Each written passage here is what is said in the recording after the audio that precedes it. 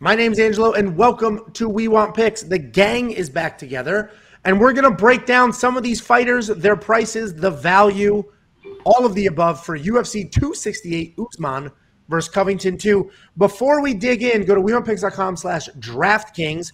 Join the free league. It's 100% free to join, 100% free to play. If you win the league, we send you money as a thank you for supporting us, supporting the channel.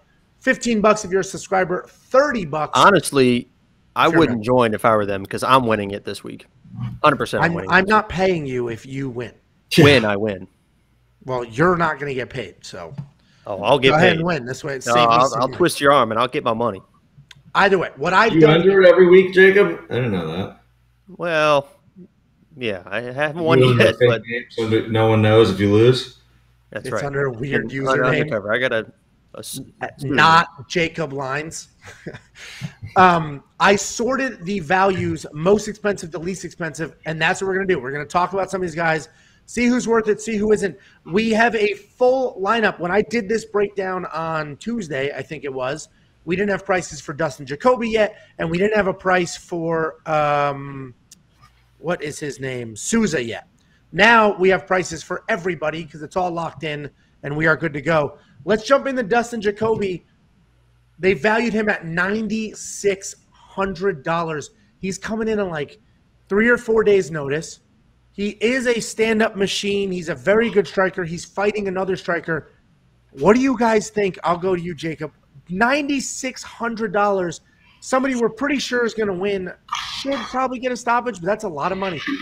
Yeah, that was my first reaction was damn it, because we were talking about, I think his opponent is listed at $7,800, so we were kind of hoping he'd be in like 91, 92, and he was definitely going to be in my lineup. But 96, it's like he's definitely probably going to win, but $9,600, a finish is going to be tough for him. You see his, you can see the fantasy points right there. It's kind of hit or miss. Even in the wins, he's got 119, he's got 55. So $9,600, I'm staying away for that. That's too expensive for me. Yeah, because it's only striking, and Dan, you've been high on him in the past, but he's basically a striker. So if we look at this fight versus Grishin, all striking, won definitively with the striking, but not yet didn't put up any real points there because of that. So it's an easy fight. Danny boy, you gonna spend the $9,600? No, $9,600 is for Amanda Nunes, Shevchenko, maybe me versus Angelo. I would say that, yeah. Or me versus Angelo, even Jacob versus anybody. Be 10,000. Thank you. So, $9,600 is a lot. I mean, I guess it depends what he's been doing. If he's taking the fight short notice, I'm guessing he's ready to go. But man, that's always trying to get a payday before Christmas. Dude, if I remember John Allen, when I was looking at tape in the past, is he's tough. He had that split loss to Roman Dolidze. He's game. He's not, Jacoby's going to be the more skilled striker for sure, but Allen's tough, and I think he's fairly young. He's getting better. He's got a tough mentality. So I don't know. I think $9,600. I'm not going to spend it. No, I completely agree. We'll take a look at Ian Gary really quick. So Ian Gary, there's no data here to show. It is his UFC debut, coming from Ireland. Nasty striker, tons of hype. I compared him to Paddy Pimblett because of the hype. But Jordan Williams, his opponent, is tough, very tough. The problem with Jordan is he takes one to give one. We broke down the stats in our analysis video there. He takes one to give one. I don't know if Ian Gary's the type of guy you want to take one to give him, but are you going to spend $9,500 on a highly touted UFC prospect debut, Jakey? Yeah, this guy is. I mean, it's hard to tell because he is young. He is still a little bit raw. He's in a good camp, but I just don't like his defense. Right, if he stays on the offensive and kind of blitzes Williams, I think he can have some real success. But if he starts getting hit, he's got that chin up. He kind of does the you mentioned the Paddy because of the hype. I mentioned the breakdown as well. He kind of has that just kind of straight back chin up defense when he's getting swung at, and Williams got some real power if he connects with you. So, $9,500. It's like, man, he could come in and just look fantastic and just blitz Williams and get that first round finish, but that just seems too expensive for somebody that young and that raw to me. Right.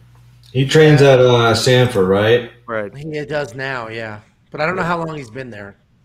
Yeah, I mean, he's going to improve there. He's young, right? How old is he? 20, yeah, 23. 23, yeah. He's going to be one of those guys that, as long as he's dedicated, he's going to start looking better and better every fight, especially if the UFC wants to push him. So, yeah, $9,500, not going to spend it. Too much unknown, right? But and this you got to remember, this is a big moment. This is MSG pay-per-view. You don't know how he's going to react in that moment when he sees the I completely agree, and it's his UFC debut. All of the above. I agree. I think this is the type of fight you stay away from him, see what happens, and then next fight you spend the money. We got Phil Hawes, $9,400. Listen, he's fighting Chris Curtis. Chris Curtis, good striker, an actual veteran with a ton of fights under his belt. We've seen him struggle with wrestlers in the past. He has the power to put out Hawes if Hawes is going to stand with him, but Phil's got the wrestling credentials. It looked like he fixed his cardio issues against Dawkins. And if you look at his wins, he puts up real money. He puts up real numbers in his wins. $9,400, a lot of money to spend. But this card isn't last week's card. I think Phil Hawes is probably one of the safest over 9,000 fighters that we have on the card. I don't know if I'm going to spend it. I'll tell you why in a second. Jacob, quickly, you think Phil Hawes is worth the $9,400? First of all, don't tell me quickly because I'll go all day. I'll mute you and move on. You know the deal. So Phil Hawes, I love Phil Hawes. He's going to be in my lineup. I mean, look at the fantasy points right there. Those last two wins were just decision wins. He's still scoring over 90. I think he gets a finish in this fight. And just to touch on Gary just a second, I think if you're doing multi-lineups, you got to throw him into multi-lineups for sure. You got to sprinkle him in. But I'm Hawes all the way. I'm buying 150 lineups this week, Jake. Do it, man. I got confidence. 9,400 on Hawes, Danny. Yeah, I think he's probably worth it. I think he's going to get a finish. He's looked better and better every fight. Like you said, the cardio was the concern, and he fought a tough Dawkins, won that fight. Where are his strikes or his points? Right here, 95. 95, 96, 128. Yeah, I think he's worth it. I got to do a little bit more research on the other guy, but yeah, Phil Hawes I think is worth the $9,400, depending what you're doing with the rest of your money. Yeah, I think he's an okay price at $9,400. I won't have him because I'd rather spend $93 on Usman. I disagree. Who has 5 rounds to work with, and look at the numbers. Yeah, but the competition that Usman is fighting versus who Hawes is fighting. Hawes is fighting a boxer with no wrestling, and Usman is fighting Colby Covington, who he already fought and scored 130 points in. Get over yourself. He's going to be on his back the whole fight. You're really picking Covington? Yes. All right. When you come over, we'll do the live stream, and I'll bet you, and then everybody can watch. I would love that. I mean, here's the thing, Angelo. I kind of agree with you on the 9,300 being worth it because I don't know if I don't see Colby finishing Usman. So over the course of 5 rounds, unless you're thinking it's going to be completely not competitive, Jacob, which that's not. I mean, good luck. Hey, I would be very shocked if that were the case. It's going to be a 5-round competitive fight. Best case scenario, I think he dumps him and just rides him. 5 rounds. So here, look at the first Masvidal fight. Take the 30 win points away, he still scored 126. Right. Even if he lost the Masvidal fight in a decision, he scores 126. Same with Woodley. Take 30 away, he scores 138. He's busy. He's active. He has had, look at this, 3 KO TKOs in his last 5. And I have not been high on Kamaru Usman in the past. He's getting better every fight. That did it for me. I hate to say that last fight, I was like, man, he is getting better every fight. So, but I'll tell you what, matchups make fights, and Colby is not an easy matchup. He's got crazy cardio, which somehow Usman has crazy cardio too. You look at that guy's body type, and he looks like he's going to be a gas machine. Like, when you're that jacked and that muscular, there's no way you can have cardio too. It's not fair. Yeah. But he does. So, yeah, I don't know. I think he's worth the 9,300. I think Colby's definitely worth whatever he's at, 6,800 or 7,000, whatever it is. 900, I think. Nice. Yeah, so I think he'll be on mine. I'll spend the money. Obviously, pick your side, do what you want. Bagdasarian and Souza, this is a weird one. We'll see what happens. This fight might get canceled because Souza missed weight by a couple of pounds. They haven't officially announced. He only missed weight by like 3 pounds, and that should be a go. So that should be a go. But I think, I'm on the other side of this. You guys don't agree with me, but I think Souza's – I didn't even give an opinion yet. Okay. Souza's a bum. I actually Souza's have no stepping up. opinion. I have no idea on this fight. So, Well, Souza's stepping up on somewhat short notice to take this fight. Souza, I like his sort of Fake karate style. is defensive, stay out of the way, counter-strike style matched up against Bagdasaryan's sort of come running in looking for a finish style. So Souza's striking style looks like me if I was trying to imitate Conor McGregor early in his career. That's what it looks like. It looks like somebody that doesn't know what he's doing is trying to imitate Conor McGregor. Souza's a complete bum. You've never seen Lyoto Machida fight because he fights like Lyoto Machida. And you've never seen Lyoto Machida fight, so I don't want to hear it. Those are the guys that are the toughest to train for. Remember I was supposed to fight, I forget his name. He was, well, I shouldn't have talked, whatever. Anyways, he was a karate style guy that I was like, okay, I should win this fight. But man, when you start trying to train for somebody who all they want to do is stay away and have that karate style, it's weird. It's hard to close the distance without overexposing yourself. So it's a unique matchup for sure. And I don't know about how good Souza is, but he's a bum, man. He's the LFA champion, and he has that Lyoto Machida stay away, hop in and out, big punch, leave style. So I totally get why he's the underdog. I get why people are not high on him. I think his stay away style and Bagdasaryan's come charging forward style sort of clash. One of them is going to execute well. So anyway, Bagdasaryan, $9,200. I'm not spending it, but I totally understand why everybody else would. Quickly, we'll look at Pereira. No stats because he's also making his UFC debut. Everybody likes to talk about how he knocked out Israel Adesanya. Dude has power for days. Nasty striker. Obviously working on his takedown defense. He's fighting Michailidis, a tough guy. I wouldn't necessarily call him a wrestler, but he comes in with big, heavy shots, looks to bully you to the ground. You know, I do think he's going to be a wrestler on this fight. Trust me. Yeah, well, in this fight, he definitely will. I agree. That's why I bet the over 1.5 rounds because I think Michailidis is just going to try to get rid of any distance whatsoever and just hold on. But I do think Pereira will get it done. I think it'll probably be a stoppage later in the second round. So $9,100 is probably worth that money. What do you think, Dan? Yeah, I mean, I'm biased because I know the guy. I'm rooting for him. Yeah, and I think he will get the knockout, especially if Michailidis tries to exchange early on in the fight. So I think he's worth the 9,100.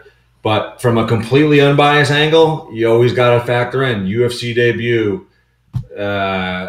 kickboxing striker, right? He had a kickboxing match not too long ago, right? So, and I know he's been training for MMA, but you know, listen, I think he's going to get the finish, but you know, Michailidis has got a game plan that he's going to probably try to execute. I think Pereira will defend it, and if he does, he should get the knockout. So, I think he's worth the 9,100, but with all the variables, you know, tread lightly. Jacob, you shook your head no, but you like Pereira to win. So you just I do like Pereira to win, but Michailidis I think is just too talented. He might get finished, but for $9,100, Michailidis is just too talented for me.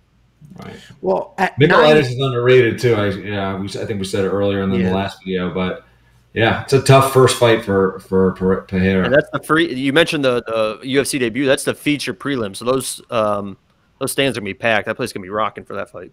Keep in mind he's training out of Connecticut, living in Connecticut. So while MSG and all of that is amazing, it's not. I don't think it'll be as intimidating for him as it will be for Ian Gary or some of the other UFC debuts because he's been there literally. Let's take a quick look at Shane Burgos. Dan, you're on the other side. You like Billy Quarantillo, so you're not going to spend the $9,000. What? Oh my God! Can I change my name? Shane How do I change Burgos, $9,000. He, very good striker, goes to the body, comes to the head, only knows how to move forward. Amir Khani was able to take him down a bunch of times. He stopped him. What's his name? Charles Rosa was able to take him down a bunch of times. He stopped him. I think Billy Quarantillo's path to victory has to get some takedowns, and that's how he's going to win the fight. And we've seen where that's not necessarily a path to victory with Shane Burgos. Shane Burgos is coming off of that zombie knockout where he was basically 100% knocked out on his feet and just stood there for 30 seconds before falling down. Yeah. It's an interesting fight. I totally get how tough Billy Quarantillo is, how good Billy Quarantillo is. But I do think that Shane Burgos is going to get it done. I don't know if he's worth the 9,000 because Billy Quarantillo is incredibly tough. But even against Swanson, which was a decision, Shane Burgos scored 86 points. So Danny's not going to do it. But Jacob, what do you think? Yeah, Americani was 3 of 19 on takedowns, and it got outstruck 161 to 23 in that fight. So he was just shooting for legs the entire time. Listen, I'm a big Shane Burgos guy. I love Shane Burgos. I'm not going to spend $9,000 on Shane Burgos. You know, Quarantillo is just way, way too good. I think he gets it done. I think there's more grappling in this fight than there is striking. And I love Shane Burgos. I think he wins either on the ground or on the feet. Or, yeah, on the ground or on the feet. I love flip-flop. But, yeah, I'm not going to spend the money on him, though. Yeah, I don't know if I will either, but I do like Shane Burgos. Now let's just hit a couple of the big ones. Justin Gaethje, Michael Chandler. Danny, you didn't get to break this down for us. Who do you think wins this fight, and are you spending $8,900 on Gaethje or underdog money on Chandler? Man, I'll tell you what. I think it's going to be a great fight. I think it's a tough matchup for both guys. And I think people are underestimating Michael Chandler. I think they did in his first fight. I know I made a good amount of money on that one. His last fight, man, I made money the other way because I was betting on Oliveira.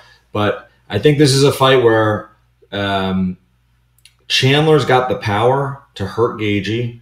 One of these fights, Gaethje's not going to be able to take shots like he's been doing throughout his career. I mean, it's just going to happen one of these times. And especially early in the fight, Chandler's got true KO power. I think he's got the wrestling to make him competitive with Gaethje.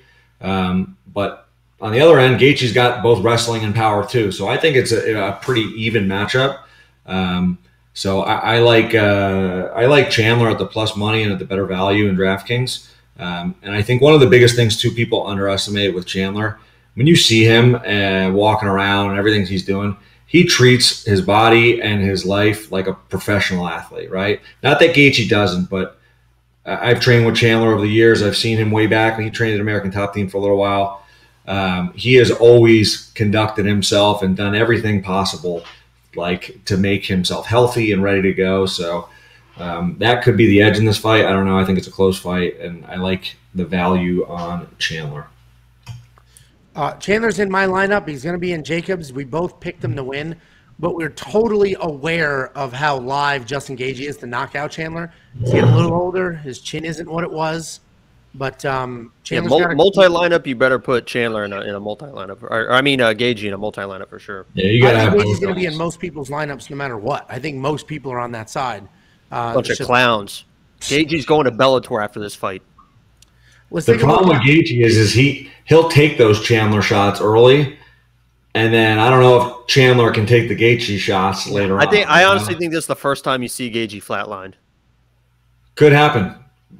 I mean, the abuse he's taken in the last couple of years, that can't last forever.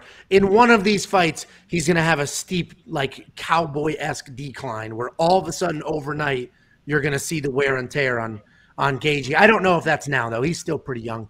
We got Marlon Vera, Frankie Edgar. I'm on the Frankie side. Danny Boy, it sounds like you were pretty even if you're not on the side, you understand the liveness of Frankie Edgar. Former champion, nasty wrestler, in and out, feet never stop moving, striker. Listen, Marlon Vera is tough. He's a talented Muay Thai striker. But he's like alternating wins and losses. The O'Malley win was fluke-esque. I just think some people have, some people had him losing to Grant. It's an interesting. I don't think Marlon Vera is nearly as good as some people think he is. I like Frankie Edgar in this fight. I would not spend $8,800 on a guy alternating wins and losses against an aging former champion. Not doing it. Let me go on record and say I think Marlon Vera is going to win this fight. I think the $8,800 is the worst value in DraftKings. Because if you look up and down the fantasy points, right? He obviously the 98 against O'Malley, which was a fluke. O'Malley was going to dominate that fight.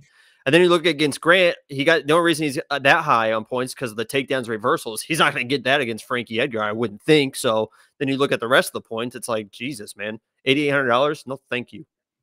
And I think he wins the fight. Yeah. Jump into Well, I was gonna say I'm with you. Well, actually, Jacob, I don't know if Marlon Vera wins this fight. I think people are sleeping on Frank Yeager a little bit because he's lost 3 out of 4. But look at his losses: Max Holloway, Chan Sung Jung. Then he beat Pedro Munoz in a 5-round fight, which that's a legitimate win. If you're in there, even though it's a split decision, that means you're still in the game. And then Corey Sandhagen, right? He got hit with a wheel kick. Flying knee immediately. Or whatever, you're right. Sorry, flying, yeah. Super fast, 30 seconds. Like, obviously it sucks, but it's similar to the Weili Rose fight. You can't leave that fight. Like, you didn't get anything to take away from it other than Frankie's a little older. His chin isn't what it was. This feels to me like it's going to be one of those fights where everyone's like, maybe Frankie should maybe she should hang it up. Dude, he looks like he's in incredible shape from what I saw. It's so funny you say that. Jacob texted me, Frankie looks old. And then you're saying Frankie looks amazing. In his face, in the embedded, he looks old. From whatever the weigh-ins I saw, I was like, man, he looks like he's absolutely shredded. I agree. I was like, is this an old video? Or whatever I saw, I was like, is this an old video? But he looks like he's in good shape to me, especially for 40. This is going to be a 3-hour-long video. Let's speed this up. We'll touch on a few more. I mean, we got to take advantage of all three of us being here. We're all three here. Let's just chop it up a little bit. We got Rose Nama Yunus, $8,200. Weili Zhang by himself for a while. He thinks all of a sudden now it's his pace. Yeah, Jesus. I'm back, Angelo. No, you're not. We have Rose versus Weili. Co-main event, $8,200 for Rose. Coming off the win. That's obviously a rematch. Rose is coming off the win. I said it before. I know 90% of you are on the Rose side. Only a few of you are on the Weili side. But the reality is, no matter what happened in last fight, we didn't see enough to have any sort of definitive. I know some of you are just digging into that 2 minutes way too much. Oh, Rose baited her. She baited her with that head kick. No, she did not. They were moving in and out, and the opportunity was there, and Rose took it. I don't buy into this. Rose was some mastermind that got her to feint the right way, bang, through the kick. The kick was there. She took the kick. I don't think it was some, unbelievable game plan setup. I think Weili is going to make the adjustments. She literally shaved her head and just went, no distractions. I'm only training. I think she's going to make the adjustments. She's training with Henry Cejudo. I think she's going to make sure there is zero distance between the two of them for both striking and grappling. So I'm on the Weili side. Regardless of that, I have to imagine whatever side you're on, they're perfectly priced, right? Like $8,200. If you think Rose goes out there and gets it done again, how could you not spend that, right, Jake? Yeah, you can get either the champion or the former champion, and Thug was also a former champion, for 5 rounds at $8,000 basically for either one of them. So either one of them is good value, whatever side you're on. I agree. Yeah, I agree with you, Angelo, 100%. I don't think we saw enough in that last fight to know really what's going on. I mean, it's a fight. Anybody can get knocked out early. But I think this is going to be a close fight, and I think Weili is going to come back motivated. And if she doesn't get clipped early, I think it's going to be a very different fight. So I like her at the 8,000. I mean, she went 5 rounds with Joanna Jędrzejczyk, and it was literally an absolute war. So yeah, and if we look, I'll go out of order here. Let's grab – where's my girl? We'll grab Weili. I mean, she put a beating on Jessica Andrade, who Rose just sort of – yeah, you can't count the dumping on the head because that's a fluke thing. How often is that going to happen? But Rose went to a decision with Andrade the second time around. Like, oh, we're doing MMA math now. We are doing MMA math because that's what everybody likes to use when they're defending Rose. This has turned into just a goddamn clown show. It was the amateur hour. Is this what's been going on since I left, Jacob? That's why I've been trying to get you back, Dan. He's gone off the rails. And constantly winning bets. Fell off the wagon. Rose beat Andrade quicker than Weili beat Andrade. Therefore, well, Rose is 3 inches taller, so therefore, with a 4-inch reach advantage. Yeah, Tapology says. Anyway, I do think because people in the comments are talking about Weili's not good, her striking's not good. And it's just, this sport is so ridiculous. One loss and everybody abandoned ship. You're trash. How could you say her striking is not good if you look at the body of work that she's had, you look at the women she's fought, how she's fought them, who she put away? You just cannot say her striking is not good. And I am on the Weili side. I am well aware of how what an amazing fighter Rose Namajunas is. And this is a very close fight. I think Weili is going to make the small adjustments. And the problem is Rose doesn't have adjustments to make. Not enough came out of that fight for her to say, oh, if I do X, Y, Z, I'll be good to go. Because, it was 2 minutes of sort of dancing around and then one big kick. So anyway, that's that fight. We talked about John Vellante. We talked about Chris Barnett at length, $8,300. I don't know if I'm going to have him in my lineup. I do think he wins this fight. I just don't know if he's going to win by stoppage. So I think there's other people at that price point that might be a little more worth it. He's 8,300, and his opponent is what? 8,100. It's weird. So we got plus money on him on bets. Okay. The lines also swung a few times. It went back and forth a few times. Or sorry, John Vellante 7,900. Sorry, but we did get plus money on Chris Barnett betting wise. Yeah. Makes me like the bet even more. But let's look at Shahbazian. So Shahbazian was a nasty striker. Shahbazian came into the UFC highly touted, was taking people's heads off, and then people realized you could just kind of grapple him and you can win with some grappling, right? His last 2 losses were because of grappling. He's a really good striker. He is well-rounded. He does use his kicks, and everybody's talking about Nasruddin's going to go in there, take Shahbazian down, and beat him up for their easiest thing in the world. That's how you beat Shahbazian. The problem is we dug into these stats. Nasruddin only has a 22% takedown accuracy. 22%. And Shahbazian has what was his takedown defense? It was I don't have the number in front of me, but it was pretty high. 69. It was 69%? Yeah. So, oh, okay. Ooh, good one, Jake. So he defends quite a few takedowns. He has a decent get-up game. The problem is there is a path to beat him. Everybody's all over Nasruddin to take Shahbazian down, keep him down, beat him up. I do think I have him to win this fight. I do think he's live here. I think people are overestimating Nasruddin's sort of grappling ability or wrestling ability. So I like Shahbazian. I like him for $7,700. Dan, I thought I saw you had him in a lineup or something. I like him just based on the fact, again, let's assume, he came in, like you said, big prospect, great striker.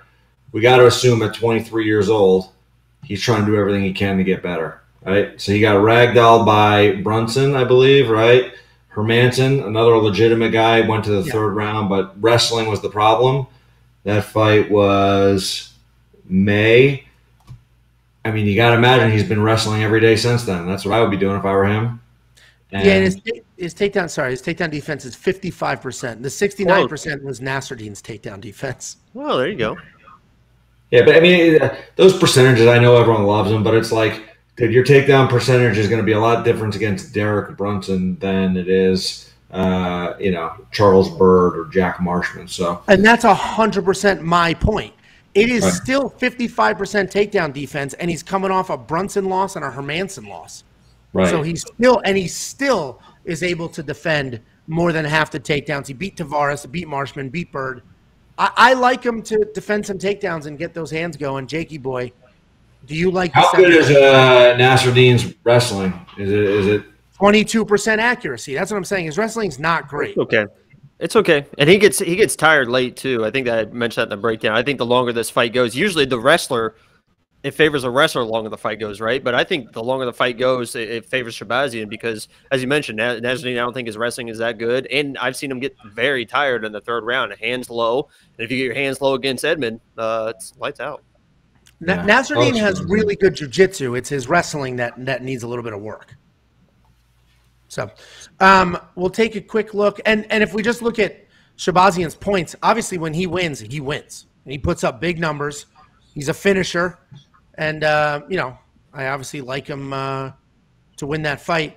Let's look at Ali Quinta and Bobby Green. So Ali Quinta, dirt cheap at $7,600. Dan, you didn't get to break this one down. Look at those either. fantasy points, man. Woo. 16, 36, 17. Dan, do you think Ali Quinta can beat Bobby Green? Do I think he can? Yeah, I think he can. I think he can. I think it's the Bobby Green story, right? I think a lot of people can beat Bobby Green depending if Bobby Green shows up. But I think if a good Bobby Green shows up, no, I think Bobby Green wins the fight. I think he's more athletic. I think he's got more skills. He's a little faster. I think Alaquinta's tough and good and skilled. But I think if Bobby Green, that we saw, whatever it was, a few fights ago, he actually had a pretty good stretch where he looked good. If that guy shows up, I think it's Bobby Green. But I could see it going both ways here. I do like Bobby Green to win the fight, again, assuming he shows up. Yeah, Bobby Green's going to get his first finish since 2012. I don't think either one of those guys are going to get a finish. I think Bobby Green's going to win a decision. Well, you're wrong. He's the better striker. Well, then you're wrong. Year. A little more crisp, right? Land the cleaner shots. Yeah. Remember, Man, Bobby looked he looked fantastic. so good. Yeah. By the way, let's talk about the Bobby Green Fiziev fight again for a minute. That we got robbed out of that third round? Oh, everybody got robbed. I can't remember. Did Bobby Green actually win? I was so mad about my bet, the plus He 3.5. dominated that third clearly round. won Third round, he almost Bobby Green might have won the actual fight, though, too, right? No. No? Okay. No, the issue was Bobby Green dominated the third round. 2 judges gave him the third round. 1 didn't. And then we had Dean Thomas on the show, and even Dean was like, that was absurd that they didn't all give him that third round. And then that judge literally had to put out a statement. Remember, he had to put out a statement. Yeah, he defends on pulling up the article now. See if I can It was the worst defense ever, too. He's like, yeah. I don't remember what it was. It says his quote is, strikes that are deemed most effective are strikes that have potential to end the fight.